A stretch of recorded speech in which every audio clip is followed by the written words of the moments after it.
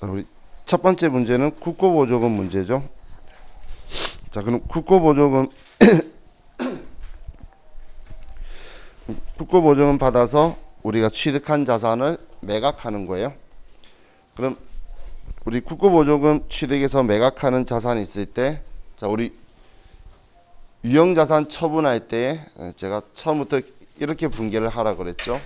대변에 취득원가를 빼고, 그리고 차변에 감가상각 누계액 빼고, 그리고 돈 받는 거 써라 그랬는데, 근데 국고보조금 관련되어서 있는 거하고 세무일금 매입매출전표 문제에서는 대변에 취득원가를 빼고 차변에 감가상각 누계액을 빼는데, 올해 감가상각비 계상했다면 그거 포함해서 빼주시고, 그리고 국고보조금 잔액 남아 있는 것도 빼주고, 그리고 돈 받은 거 쓰시면 그 다음이 바로 결론이 나와요.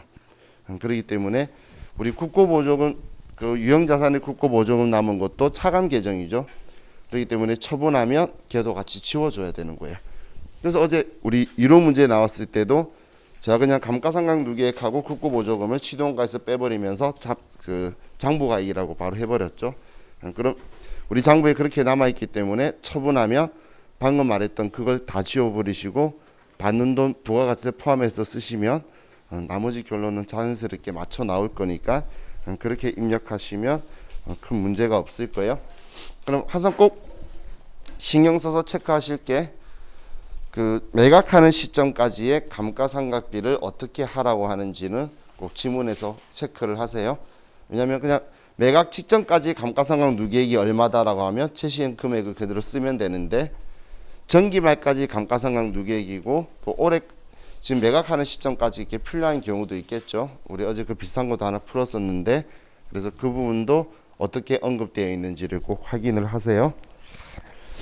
자, 그리고 이번 문제는 이제 자기 주식을 매각하는 거네요.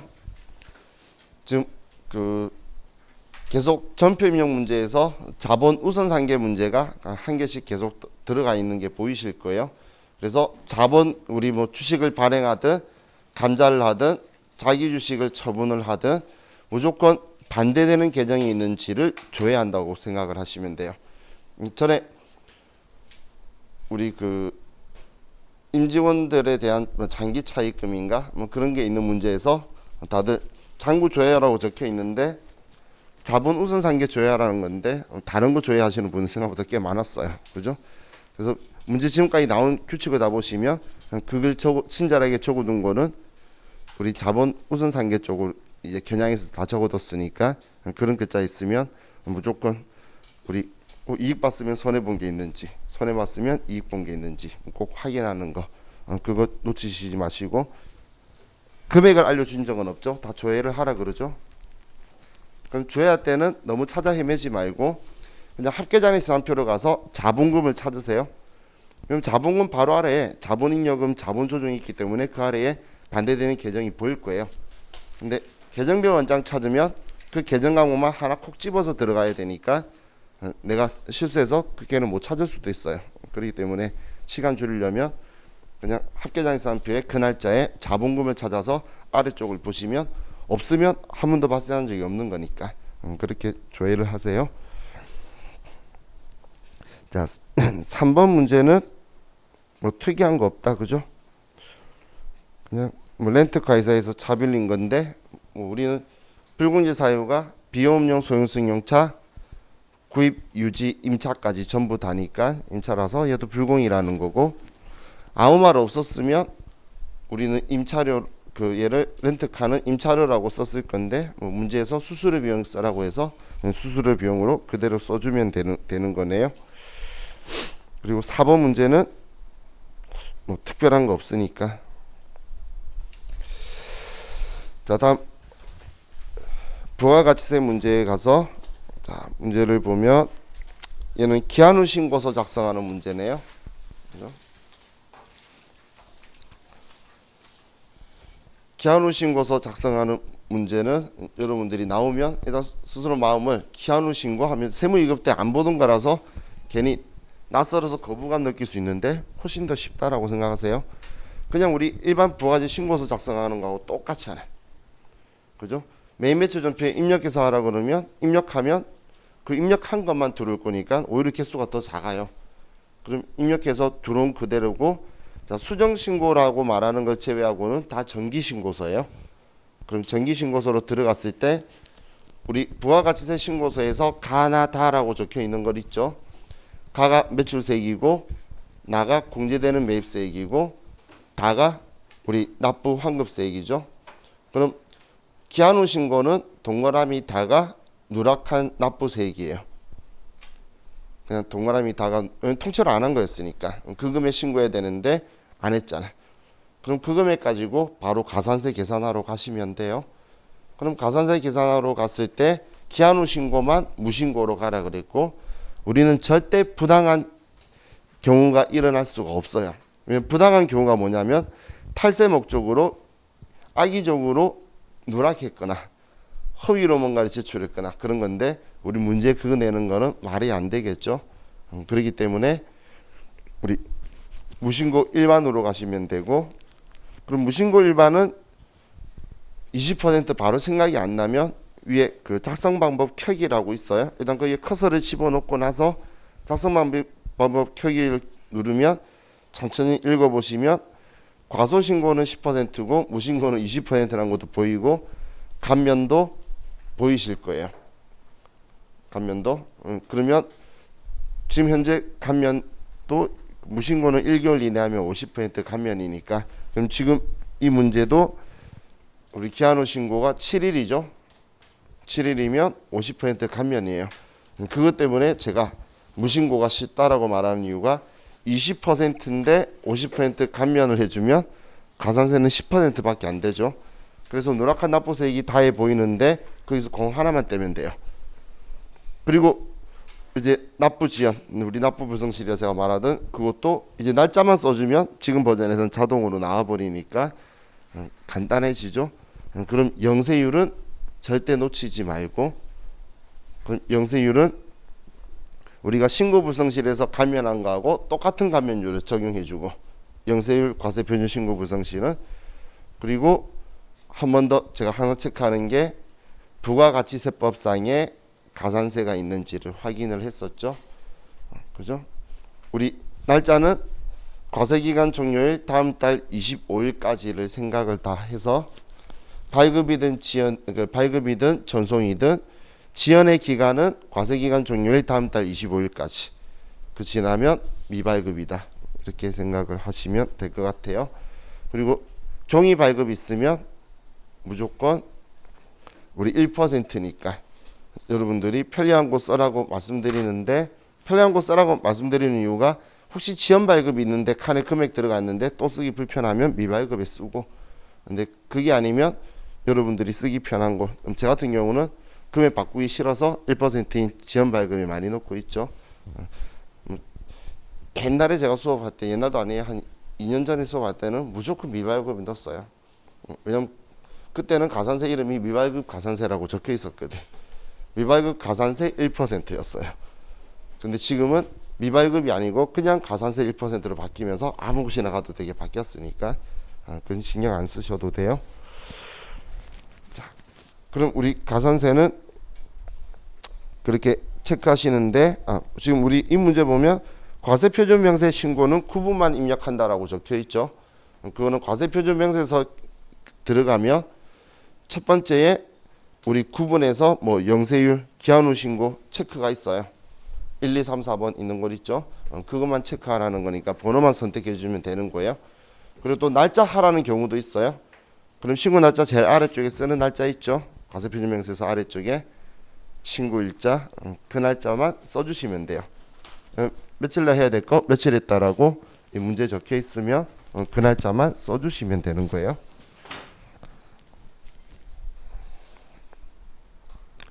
자, 우리 다음 2번 문제를 보면, 자, 2번 문제는 뭐 타계정 대체에 대한 이야기네요. 그럼 타계정 대체에 대한 이야기는 뭐 간주 공급에 해당하는 걸 쓰라는 건가요? 잠시만요. 한 건으로 전부 다 처리하라는 거네. 자, 그럼 광고 선전비는 뭐 제품 홍보용으로 불특정 다수인에게 무상 배포한 거는 간주 공급이 아니죠. 그래서 얘는 뭐 대상이 아니고, 접대비 매출처에 사은품 제공한 거는 사업상 증여에 해당하는 우리 간주 공급이니까 얘는 600만 원이 대상이 되고, 수선비는 수선비 등 대체하여 사용하거나 소비하는 경우, 우리 수선비 등에 대체한 거는 간주 공급으로 보지 않죠. 그래서 얘는 문제가 없고, 복리후생비 생일 맞이한 임직원에게 기념품으로 증정한 거. 자, 우리 직원 생일 선물 해주고 우리 제품을 해주는 거는 우리 개인적 공급이에요. 원래 지금 현재도 제가 전에 우리 실무적으로 이제서야 작년부터 1인당 10만 원까지 인정해 준다라고 해주는 거지. 생일이 우리 매출 일으키는 사업하고는 전혀 매출세 일으키는 사업하고는 전혀 관련이 없죠. 부가세법 입장에서는 그럴 거면 사업하고 관련 없다 해서 공제 받지 말라는 거예요. 그래서 그것도 우리 들어가야 돼서, 그러면 접대비하고 얘하고 합쳐서 700만 원이 되겠네요. 그럼 700만 원을 매일 매출 전표에 14건별로 해서 써주면 될 것 같아요. 그죠? 지금 문제는 그걸 쓰고, 그리고 나서 부가세 신고서를 작성하라니까 매일 매출 전표에 입력하면 자동으로 4번 칸에 들어가겠죠. 부가세 신고서 14건별로 하면. 이렇게 하면 얘는 끝날 것 같네요. 자, 다음 우리 결산 문제를 보면, 지금 결산 문제는 장기 제품 보증 부채에 대한 문제네요. 그죠? 자, 장기 제품 보증 부채에 대한 것도 우리 충당 부채처럼 우리가 물건 팔 때 여러분들 무상 AS 해주는 거 있죠. 그럼 무상 AS가 들어올지 안 들어올지 모르는데 그 돈에 대해서는 우리 충당 부채로 설정을 할 수가 있어요. 그래서 회사가 그걸 설정을 해두는 거예요. 그럼 우리가 판매한 거에 몇 퍼센트를 설정하겠다라고 되어 있으면, 그러면 지금 우리 문제에서 뭐 판매한 거에 1%라고 하는데 무상 보증 수리 기간이 남아있는 제품이 9천만 원이면 90만 원만큼을 우리가 모아둘 거란 이야기예요. 그런데 여기에서 충당이라는 글자가 들어가는 거는 우리가 전부 다 안 쓰고 잔액이 남아 있을 수 있겠죠. 그러면 우리 장부 조회에서 충당 부채가 있는지를 확인해서 그럼 모자란 만큼만 보충해 넣는 방식이에요. 우리 대손 충당금이나 아니면 퇴직급여 충당 부채 보충하듯이 그렇게 그 금액만 보충해 주면 되고, 계정 과목은 문제에서 전부 다 말해주고 있죠. 그럼 설정할 땐 차변에 제품 보증비 판관비하고 대변에 장기 제품 보증 부채로 분계를 하시면 돼요. 그럼 장기 제품 보증 부채라는 게 부채 쪽에 잔액으로 들어가 있을 거예요. 자, 다음 2번은 무형자산이네요. 자, 무형자산 상각비가 얼마가 되죠? 지금 이 문제는 무형자산은 1200만 원이죠.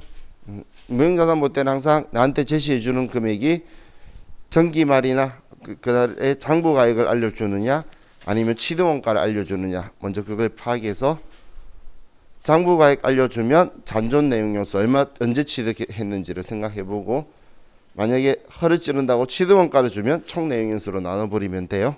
그럼 지금 얘는 우리 미상각 잔액 정기말 미상각 잔액을 줬으니까, 근데 전년도부터 해서 1년 뺀 4년으로 나누신 거죠. 그래서 1200이면 알아서 잘 하실 거고, 3번에 이번에 수탁자가 판매하지 않은 제품이 있네요. 수탁자가 판매하지 않은 제품은 아직 내 재고자산이죠. 내 창고에는 없지만 내 재고자산이니까 내 재고자산에 더해줘야 되겠네요.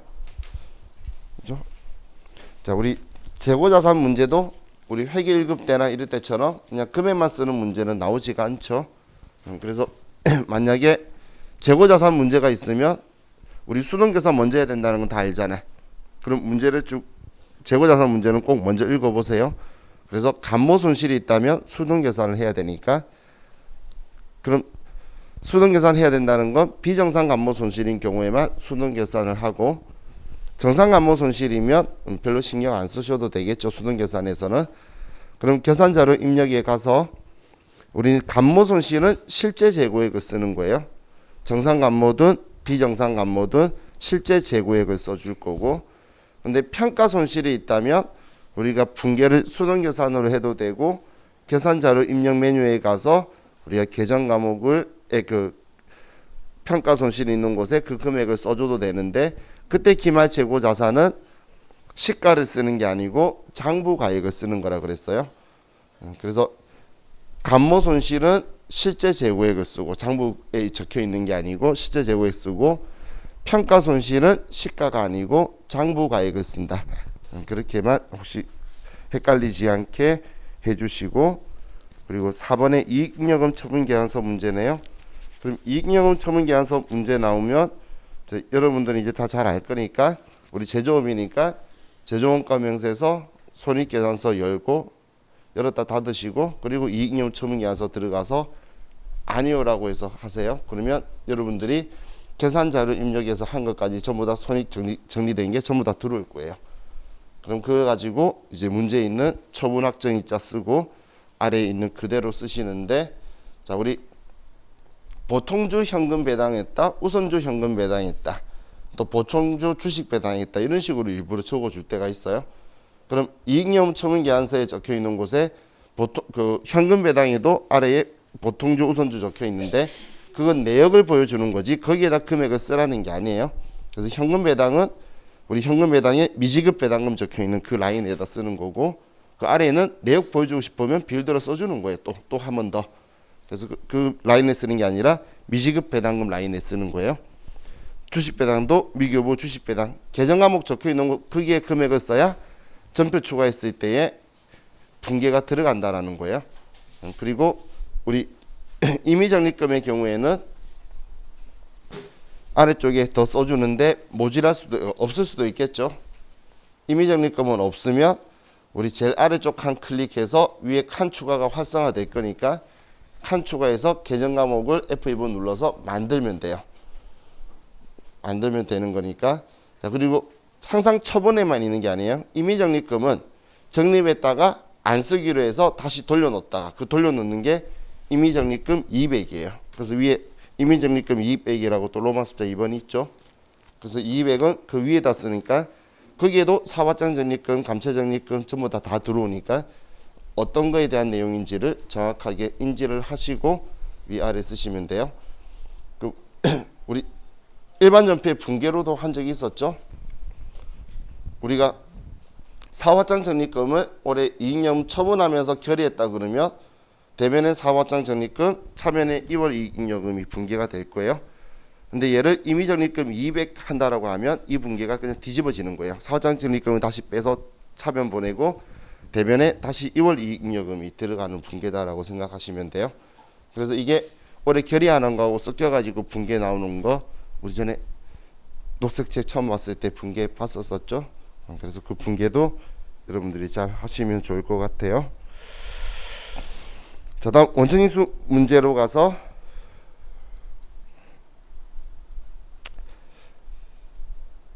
연말정산 문제네요. 자, 연말정산 문제에서 여기에는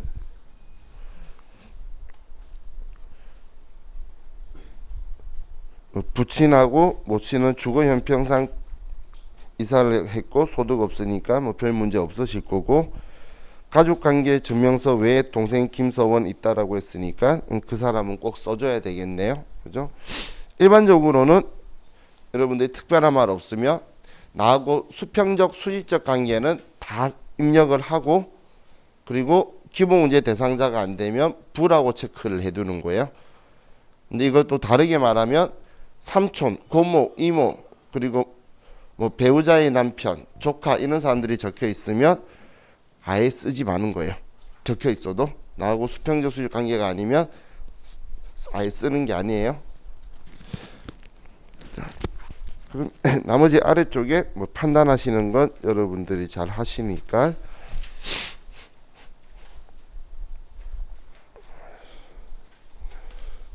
다음 2번 문제를 보면 직업 강사는 아니지만 여러 경험이 많으신 나부자 할머니를 모셔서, 이 말 보면 기타 소득자라는 걸 알겠죠? 그냥 소득 어디에 입력하라고 알려주는 문제는 우리가 거기에 맞춰서 잘 들어가는데, 안 알려줬을 때에 어제 우리 당황하는 모습을 봤었어요. 그죠? 그래서 이 사람의 소득 형태가 어떤지를 봐서 우리가 계속적 반복적이면 우리 사업소득인 거고, 일시적으로 제공하면 기타 소득인 거죠. 그죠? 자, 그리고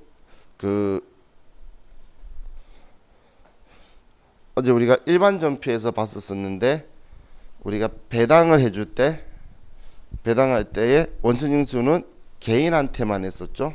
어제 그 분계 기억나시나요? 그럼 그 문제가 여기 원천징수 문제로 나오게 되면 개인만 입력하지 법인은 아예 입력을 안 하는 거예요. 배당을 할 때는 두 개가 같이, 법인이랑 같이 있다 그러면 법인은 빼고 개인만 입력을 하시면 돼요. 그런데 또 오해하시면 안 돼요. 이자 줄 때는 법인이든 뭐든 다 하는 거예요.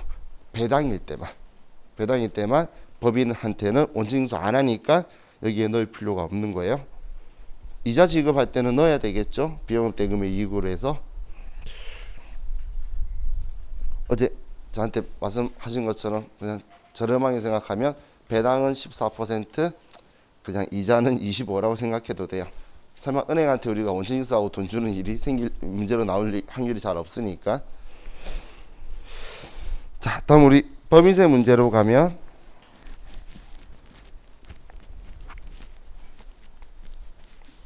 첫 번째가 수익금액 조정명세서 문제네요. 그리고 조정 수익금액 명세서. 자, 지금 옛날에는 얘네들이 참 자주 나왔다라는 느낌이 드실 거예요. 우리 책에서도 봤었고, 지금 제가 드린 프린트에서도 수익금액 조정명세서나 조정 수익금액 명세서, 그리고 접대비가 참 많이 나왔는데, 최근에는 그 대손 충당금이 잘 나와요. 그죠? 자, 그럼 이건 무조건 수익금액 조정명세서를 먼저 작성할 건데, 수익금액 조정명세서를 먼저 작성할 때는 우리가 조정할 일이 있을 수도 있고 없을 수도 있어요. 수익금액 명세서만 문제가 나오면 무조건 조정이 있어요. 그런데 조정 후 수익금액 명세서랑 나올 때는 없을 수도 있고 있을 수도 있고, 근데 있어봐야 거의 대다수가 위탁매출이나 시형매출 누락이에요. 그럼 여기에서 우리 소득금액 조정합계표를 위해서 하나만 말씀을 드릴게요. 자, 우리가 외상매출을 누락했어요. 그럼 외상매출을 누락했으면, 매출 누락인데 외상매출금 누락했으면 우린 나중에 이거에 대해서 이제 다시 회계 처리하면 돌릴 거라서 유보라고 소득 처분을 하죠. 그런데 현금 매출을 누락해요. 그럼 국세청이 이게 빠뜨렸네라는 생각이 들까요? 현금 매출 누락은 여러분이 생각해도 현금 매출을 안 잡은 것 같죠? 그래서 현금 매출 누락은 소득 처분을 상료로 하는 거예요. 상료. 외상 매출 누락은 정말 누군가한테 외상으로 한 거고 아직 돈 안 받은 상태잖아요. 그럼 악의적이라기보다는 빠뜨렸구나라고 생각할 수 있는데, 현금 매출 누락은 너가 일부러 악의적으로 빠뜨렸다라고 생각해서 그건 이미 돈을 받은 거잖아요. 그렇기 때문에 상료로 처분할 거예요. 자, 그럼 지금 이 문제에서는 뭐 수탁자거에 대한 이야기가 있는데, 그럼 수탁 판매 관련해서 우린 조정 후 수익금액 명세서하고 같이 나올 때는 세임계약서 발급 여부나 수정신고라도 들어갔는지를 봐야 되겠죠. 왜냐하면 세임계약서 발행 안 했어요. 수정신고도 안 들어갔어요. 근데 우리가 가산 조정해줘서 수익금액도 올려주고 조정도 했다면 수익금액 올렸던 걸 부가지 신고서에 안 들어갔다는 이야기잖아요. 그래서 조정 후 수익금액 명세서 가서 다시 내려줘야 될 거니까. 그죠? 그런데 수정신고에 의해 반영됐다라든지 그런 식으로 표현이 되어 있으면 그때는 우리는 수익금액 조정명세서에서만 올려주면 조정 후 수익금액 명세서에서는 똑같겠죠. 그래서 손댈 필요가 없으니까 말을 정확하게 확인을 하셔야 돼요. 자, 그리고 혹시 모르니까 수익금액 조정명세서가 수익금액이 이제 매출액이라는 느낌 확실히 드시죠? 이익이 아니죠. 우리가 세무조정은 매출을 조정하는 게 아니고 이익을 조정하는 거예요. 그래서 우리가 수익에서 빼야 될 걸 비용으로 처리했다 그러면 우리는 수익을 맞추는 거기 때문에 수익 금액은 조정을 해놨지만 세무 조정 사항으로는 반영 이익의 차이가 없기 때문에 세무 조정 사항이 없을 수도 있다는 거예요. 그 과거 옛날에 가장 어렵게 나왔던 게 사람들이 그 제품 할인을 이제 잡손실로 처리한 문제가 계속 나오다가 그러면 당연히 매출 할인은 줄여야 되겠죠. 그래서 다들 잘 줄여요. 근데 세무 조정을 할 필요 있겠나요? 잡손실 비용 처리했으니까 이익의 차이가 없으니까 이제 조정을 아무도 안 했겠죠. 그런데 매출 할인이 있는데 반영하지 않았다라고 나온 적이 있었어요. 잡손실 처리 안 한 거예요. 그러면 매출액도 줄이고 입금불산입으로 세무조정도 들어가야 되겠죠. 그래서 회계 처리했는지 안 했는지 그 부분도 잘 봐야 돼요.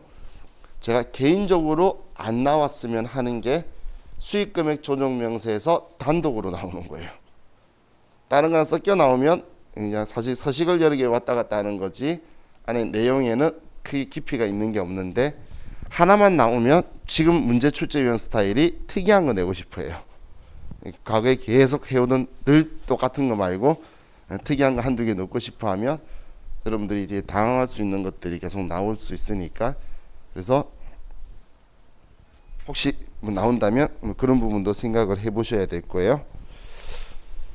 자, 그리고 뭐 3번 같은 경우는 그 사업상 증여에 대한 건데 그럼 이거는 우리가 뭐 시가로 과세 표준 들어가 있지만 돈 번 게 아니죠. 이걸 우리 어제 부가세 신고서에서 수익금액 제외라고 이야기하던 애들이죠. 그래서 우리 과세 표준 들어가 있지만 법인세 수익금액에는 안 들어와 있다. 그래서 수익금액 제외 항목이다 이렇게 표현하는 거예요. 이제 수익금액 제외는 무슨 말인지 의미 느낌이 오시죠?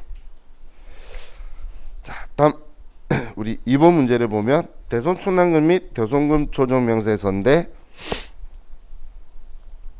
자, 지금 이번 문제에서는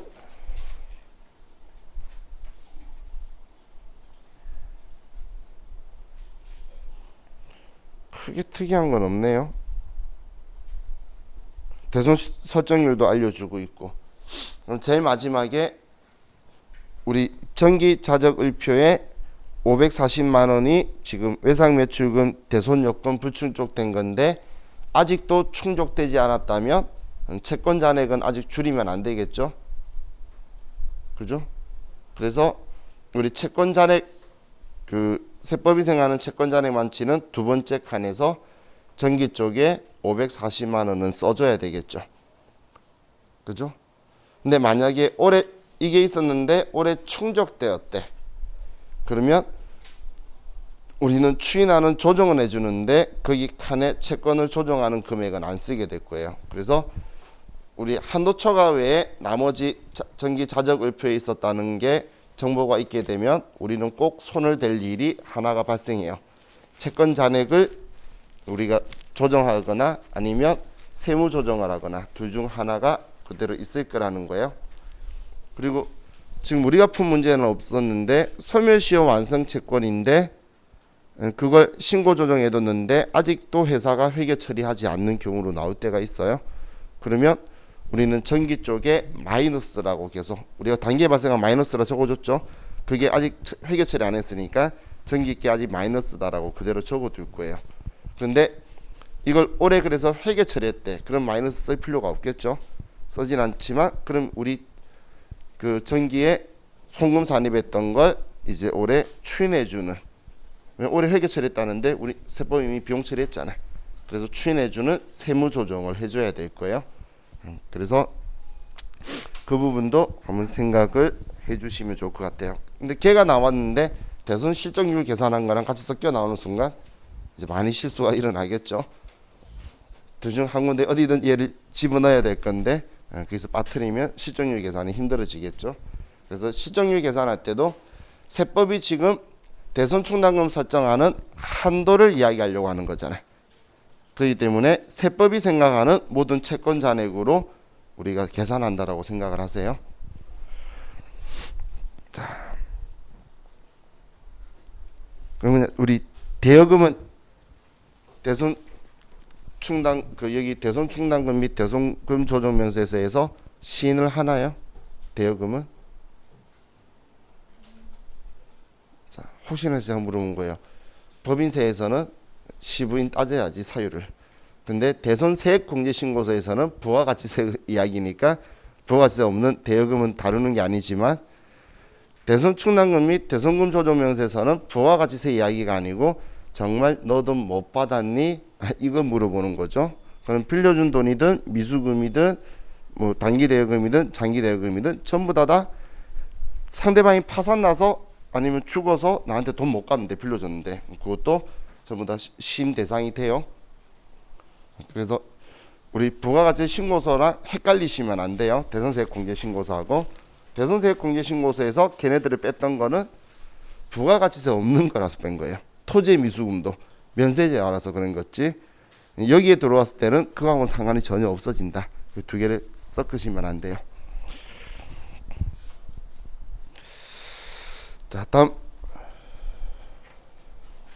우리 3번 문제는 업무무관 부동산 등에 관련한 차입금 이자 조정 명세서네요. 자, 이거는 우리 차입금 내역에서 이건 뒤쪽에 쓸 거고 가지급금 원장 내역이 있고 이상하게 언제부턴가 우리 업무무관 자산 등의 부동산 등에 관련한 차입금 이자 조정 명세서에서 부동산 취득에 대한 이야기가 어느 순간 좀 안 나오고 다 가지급금 있고 막 가수금 있어요. 아마 가지급금 인정이자 조정 명세서 내용을 같이 섞어서 물어보고 싶어서 그럴 수도 있는 거니까 그럼 우리 제목을 다시 한 번 더 힐끔 봐서 업무무관 부동산 등에 관련한 차입금 이자 조정 명세서면 가지급금에 대해서 일어나는 거에 세무조정은 있을 일이 없어요. 우리 인정이자 있죠. 그러니까 인정이자에 대한 세무조정을 하는 거 아니에요. 왜냐하면 인정이자에 대한 세무조정은 부당행위 계산 부인 규정에 의한 우리 세무조정인 거고 지금 이 서식은 업무하고 관련 없이 우리가 취득한 자산이나 돈 빌려줘서 이자 납부한 그 이자를 인정 안 하겠다는 서식인 거예요. 그렇기 때문에 그 두 개를 다 조정할 필요 없어요. 그래서 한참 알려줘 놓고 문제마다 마지막에 우리 가지급금 인정이자 조정은 뭐 생략하라는 식으로 다 적혀 있어요. 그래서 마지막에 마치 조정해야 될 것처럼 나중에 막 이자 받았니 안 받았니 이런 말까지 적혀 있어요. 정말 나쁜 놈들이에요. 그러면 그런 거에 현혹되지 마세요. 자, 지금 이 문제도 그렇죠. 이자 수익을 얼마 계상했대 이렇게 적혀 있네. 이게 우리 업무무관 지급이자 여기에 필요한가요? 정보가 필요한 거 아니죠. 근데 괜히 이거 보면 가지급금 인정이자 조정명세서하고 여러분들이 꼬이도록 만들려고 둔 거니까 그래놓고 그 바로 아래에는 그 바로 아래는 그 가지급금 인정이자 조정명세서 작성 생략하라고 적어놨죠. 이건 그 조정하는 거 아니에요. 자, 그리고 우리 4번 문제로 가보면 자, 소득금액 조정합계표인데 자, 소득금액 조정합계표 문제에서 이제 유가증권 평가 인정 안 하는 거에 단기매매 증권이냐 매도가 하는 증권이냐 만기보유 증권이냐 먼저 체크를 하고 단기매매 증권이면 단기매매 증권 평가이익 적혀 있으면 평가이익 인정 안 해 입금불산입 그리고 유보라고 처리하면 끝이고 평가손실이면 손실 인정 안 해 송금불산입 유보로 처리하면 돼요. 회사가 얼마만큼 했다라고 했을 때 근데 매도가는 증권도 매도가는 증권 평가이익 적혀 있으면 평가이익 인정 안 해 조정은 똑같이 들어가야 돼요. 유보로. 하지만 입금으로 처리한 적이 없기 때문에 바로 역조정으로 송금산입이라고 하고 그리고 우리 소득처분은 매도가는 증권 평가이익이 자본이라서 그렇다. 그러니까 이거에 대해서 우리는 기타로 소득처분을 해줘야 되니까 2번 한다고 생각하시고 그리고 만기보유 증권이 우리 유효이자율법 때문에 액면이자하고 유효이자의 차이 나는 상각인만큼 증가시키는 부분이 있죠. 그 부분만큼은 실제로 우리가 받은 이자가 아니니까 이자 수익으로 인정 안 할 거예요. 그래서 이자 수익 아니야 입금불산입으로 처리할 거니까 그 부분도 이제 액면 이자와 유효이자의 차이 있죠. 차이는 입금이 아니라는 거예요. 자, 이론에도 나오니까 전에 제가 이런 이야기 했나요? 우리 사채 보면 자, 발행하는 사람은 예를 들어 이자 비용 120만 원 그리고 액면 이자가 100만 원이면 100만 원이고 사채 할인 발행 자금 20만 원 이렇게 처리할 거고 이 사채를 수취한 사람은 저 현금 100만 원 받고 만기 보유 증권 20만 원 높이고 대변에 이자 수익 120만 원이다. 이렇게 회계 처리를 하겠죠. 그러면 자, 장부에 지금 이렇게 적혀 있는데 그럼 지금 제가 여러분한테 이야기하고 있는 건 지금 이 부분이죠. 이자 수익에 20만 원 되어 있는 거. 얘를 인정 안 하기 때문에 그냥 바로 세무 조정을 하면 얘는 입금불산입 만기 보유 증권 20만 원 마이너스 유보 발생이 되게 될 거예요. 그런데 그러면 여기에 있는 이 사채 할인 발행 차금 있죠. 이자 비용 처리한 거. 이건 그럼 실제로 안 준 거네. 그죠? 그럼 얘는 세무 조정할 거냐라는 건데 이 이자 비용은 송금 인정하기 때문에 조정이 없어요. 얘는 그래서 이걸 글로 한 번씩 많이 나오니까 양쪽이 서로 다르더라. 얘는 하고 얘는 왜 인정을 해버리냐면 선이자 성격으로 보이는 게 빚이 이만큼이다라고 적었는데 실제 그 돈 못 받았잖아. 우리 장부 자체에 적을 때 빚을 부채 사채는 액면가로 썼는데 실제 들어온 돈이 작잖아. 그죠? 근데 그 돈을 한 방에 지금 비용 처리 안 하고 있지 서서히 비용 처리를 하고 있는 거니까 우리는 이만큼 빚이 생겼다라고 장부에다 적어 놓은 거예요. 근데 얘는 지금 그런 상황이 아니죠. 얘는 진짜 자기 돈 나간 만큼만 들어왔다 적었는데 그 다음부터 실제 돈 들어오는 거 아닌데 자산을 계속 높이고 있는 거야. 그래서 얘는 인정 안 해주지만 쟤는 인정한다라는 이야기예요. 같은 사건의 쌍방의 이야기지만 얘는 틀리죠. 이건 그 우리 실무적으로도 저희 회사에서도 세테크 할 때에 그 작은 그 매출에 한 1, 200억짜리 작은 그 중소기업들은 적어가지고 가족들끼리 회사끼리 서로 사채 맞발행 시키고 그래요. 그럼 이쪽은 비용 인정 다 받고 이쪽은 입금을 인정 안 하니까 서로 이자 주니까 사채 발행 재비용보다 유리하면 써먹을 수가 있겠죠. 이게 우리 세법 규정이고 잘못된 거 아니에요. 얘는 모순점도 없어요. 자, 그리고 또 아래 손익계산서에 자주 나오는 것 중에 하나가 우리 법인세 납부한 거 있죠. 법인세는 당연히 제때 납부하든 늦게 납부하든 어떻게든 법인세는 납부한 거는 전부 다 송금불산입. 그럼 그 법인세는 언제 납부한 거 돌아오더라도 입금불산입니다. 그럼 우리 보유세 관련된 거는 지금 우리가 제때 납부해도 비용 인정, 늦게 납부해도 비용 인정. 그럼 얘가 돌아오게 되면 환급하게 되면 전부 다 입금으로 인정할 거라는 거예요. 입금 인정한다는 건 이자 수익이다 자비익이다 처리하면 잘했네. 세금 내야지. 왜냐면 과거에 그 돈만큼 세금 안 냈거든. 그럼 둘 다 하지만 둘 다 환급 가산금이 있다면 그거는 두 개 다 국가가 잘못해서 돈을 더 우리한테 돌려주는 거죠. 그렇기 때문에 그 돈만큼은 우리 세금 부과를 하지 않겠다는 거니까 입금불산이. 그 소득처분 뭐라 그랬죠? 기타. 그렇죠. 전에 누가 저한테 이렇게 이야기했어요. 소득금의 조정학교표 문제가 나왔다. 처음 보는 거다. 소득처분 모르겠다. 그럼 기타라고. 왜냐면 일반적으로 우리가 지금까지 작성한 게 유보 관리하거나 아니면 국가가 가져갔다는 걸 입증하고 싶은 서식이 거의 대다수예요. 그럼 세법하고 회계하고의 차이야. 이런 기타에 관련된 거는 과목별 세무조정 같은 서식이 있는 게 없어요. 그러다 보니까 여기에는 그런 것들이 많이 보이게 될 수밖에 없어요. 그냥 우리 거의 대다수 가산 조정이었지 차감 조정도 없었잖아. 우리 서시가 때 차감 조정 있는 거 몇 개 없었죠. 그래서 다 가산 조정이었잖아. 비용 아니라고 다 오늘도 비용 아니라는 이야기만 하고 있었어요. 그러다 보니까 근데 이제 차감 조정증이 오면 유보 아니면 다 기타다 보니까 기타가 많아 보이는 거예요.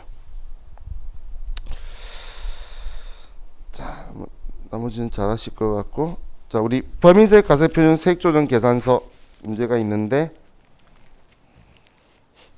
자, 지금처럼 이렇게 그림이 보이면 제가 당기순이익 사용하고 법인세는 가산조정 사항이다라는 거 빠뜨리지 말라 그랬어요. 기억나시나요? 손익계산서를 보여주면 우리 그 지금처럼 이렇게 보여줬을 때 지금 여러분들 당기순이익이 9천만 원 쓰겠죠. 그리고 그 아래 가산조정 차감조정 정보가 있는데 여기에 법인세 보이나요? 지금 이번 자료에 법인세가 없죠. 그래서 위 자료 제외한 뭐 이런 식으로 적어놓는 건 위에 법인세도 더해서 써라는 이야기예요. 그 빠뜨리지 말라는 이야기예요. 기억나시죠? 빠뜨리지 말고 그럼 법인세는 가산조정이고 접대비 한도초가 가산조정이죠. 자, 그럼 재고자산 평가증 가산조정인가요? 차감조정이죠. 그래서 제가 증감 말 생각하자라고 했던 거예요. 퇴직급여 총납금 한도초과는 가산조정이고 향후 회비도 가산조정이고 그럼 얘네들 다 하면 되겠죠. 그럼 기부금 우리 한도초과 난 거는 뭐 그대로 우리가 그 아래 그 세무조정하는 곳에 집어넣으면 되고, 자 2월 결성금은 몇 년도 거부터 제가 더해가지고 써줘라 그랬죠. 2010년도 거부터 그죠. 자 그리고 그 최저한세 제외 대상 3개 뭐였죠? 그렇죠. 우리 제일 많이 봤던 게 연구인력개발비 세액공제, 그리고 외국 납부 세액공제, 그리고 시험에서 아직 한 번도 못 봤던 재해손실 세액공제.